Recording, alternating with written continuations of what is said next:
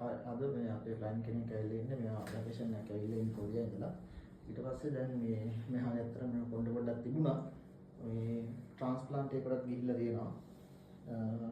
පොඩ්ඩක් දැන් ඒ වතුරටත් යනවා කියලා තමයි මෙයාගේ ගොඩක් කොරියා ඉන්නට ඒ ප්‍රශ්නේ තියෙනවා. කොහොමද වතුරයි මේ අධික සීතලයි ඒ කාරණා මත කොණ්ඩේ යන්න ගන්නවා ටිකක්. මේ හරි මෙතන මෙයාගේ ට්‍රාන්ස්ප්ලාන්ට් එකේ තියෙන ස්කාස් ටික. එතකොට මේ තමයි টොප් පාර්ට් එක කවර් කරන්න බලාපොරොත්තු වෙන උඩ ප්‍රොජෙක්ට් මාක් එකකුත් තියෙනවා. ඒක අපි ඩිසයිඩ් කරමු කවර් කරනවද නැද්ද කියලා කතා කරලා. හරි මේක තමයි පෙන්වන්න ඕනේ. බලමු රිසල්ට් එක කොහොමද කියලා after 2 sessions. මේ තියන්නේ අපි අර කලින් වීඩියෝ එකේ කිව්වා වගේ මෙයා කොරියා ඉඳලා ඇවිල්ලා මේ වැඩේ කරන් ගියේ.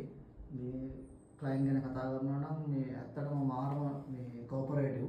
එයාට මොනවද අපි කියන්නේ? එයාට හැමදේම හොඳට පැහැදිලිව තේරුණා සම්බන්ධයෙන්. ඒ වගේම මේ ස්කා එක මෙයාගේ ටිකක් ලොකුවට තිබුණේ. ඒක චුට්ටක් කොට කරලා හැදුවා. ඊට පස්සේ පිටිපස්සේ ට්‍රාන්ස්ප්ලාන්ට් ස්කාස් වලට ආවොත් මේ තියෙන්නේ එයාගේ ෆයිනල් රිසල්ට් එක 100% disappear look එකක් තියෙන්නේ මෙතන. හරි මේක තමයි පෙන්වන්න උනේ.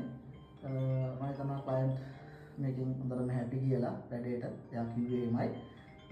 හරි thank you. ඔබ තමයි පෙන්වන්න ඕන නම්